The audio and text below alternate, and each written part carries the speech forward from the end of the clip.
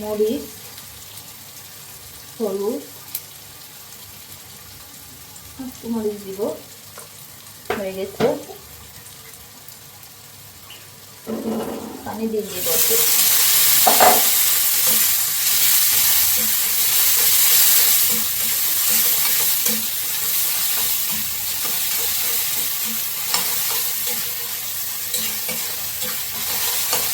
আমি সবসময় মাছ টাছ রান্না করলে গরম মশলা ইউজ করি, তাহলে কোনো ব্রাঞ্চ থাকে না, আর খাওয়ার সময় খুব ভালো লাগে, ফ্লেভারটা আমি খুব ভালো পাই।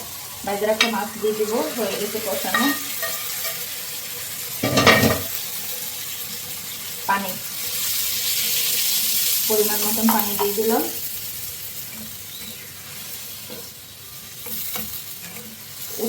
সেদ্ধ হয়ে গেছে গরমে, এত পরিমাণ গরম, বাবারে। বৃষ্টি নামতো, বৃষ্টি নামলে হয়তো ঠান্ডা লাগতো। হয়ে গেছে আমার বিখ্যাত বড় মাছ রান্না, সাথে পুঁটি মাছের ঝোল।